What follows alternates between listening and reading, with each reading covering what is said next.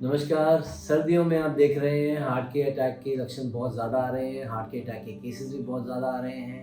हम लोग बोलते हैं जैसे गर्मी का सीज़न होता है डायरिया डेंगू का, सर्दी का सीज़न होता है हार्ट अटैक का।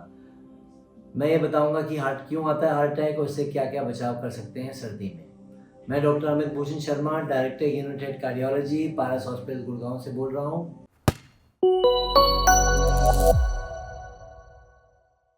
सर्दी में हमारी हार्ट की धमनियाँ सिकुड़ जाती हैं। अगर ऑलरेडी उसमें ब्लॉकेज है और वो सिकुड़ जाती है तो नस का बंद होने का खतरा 5 गुना ज़्यादा हो जाता है। हार्ट अटैक का सबसे इम्पोर्टेंट टाइम होता है अर्ली मॉर्निंग का, लेट नाइट का, रात को 12-1 बजे से लेके सुबह 5 या 6 बजे तक। हार्ट की धमनियाँ जो है, ठंड का सीज़न होता है और हार्ट नस सिकुड़ जाती है और उस समय अटैक पैदा कर सकती है।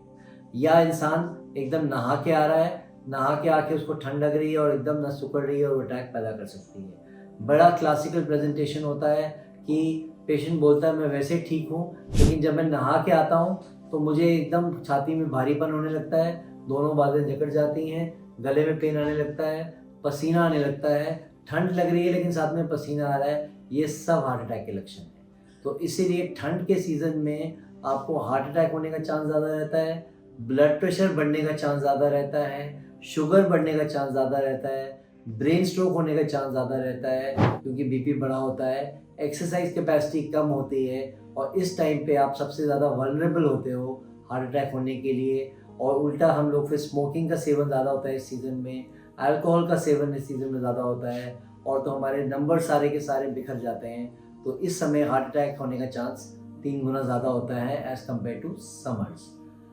कैसे रोका जाए? सबसे पहला, नो योर नंबर्स, अपने नंबर्स जानिए।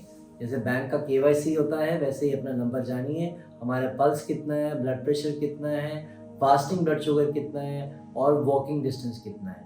ये 4 नंबर आप जानेंगे तो आपको हार्ट स्ट्रोक या ब्रेन स्ट्रोक होने का चांस 5 गुना घट जाएगा। नंबर नापिए और जानिए।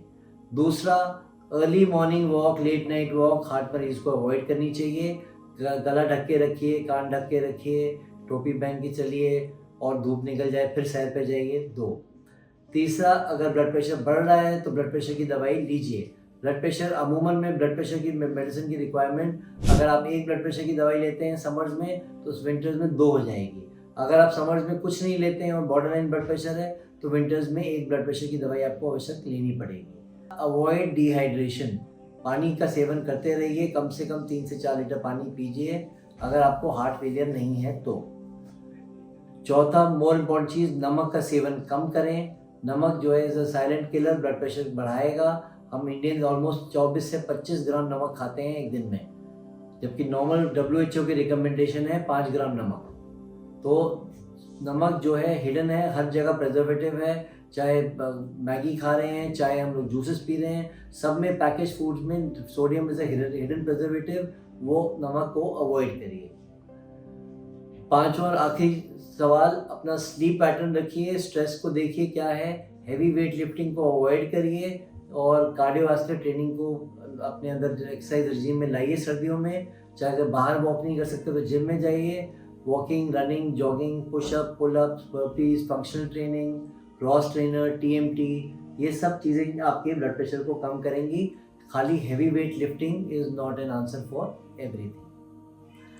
बिंज ड्रिंकिंग और अल्कोहल और स्मोकिंग वो सब अवॉइड करिए, बिकॉज बिंज ड्रिंकिंग आपके स्ट्रेस लेवल्स को बढ़ाएगी, बीपी को बढ़ाएगी और हार्ट रेट को भी बढ़ाएगी। तो ये सारी चीज़ों का एक बार आप कंट्रोल रखेंगे, नंबर्स को कंट्रोल रखेंगे, ये मॉडिफिकेशंस अपने फॉलो करेंगे लाइफ में, तो 90% चांसेस हैं कि ब्रेन स्ट्रोक या हार्ट स्ट्रोक आपको छू भी नहीं पाएगा और सर्दियाँ आपकी सुखद रहेंगी और आपकी हेल्थ ठीक रहेगी।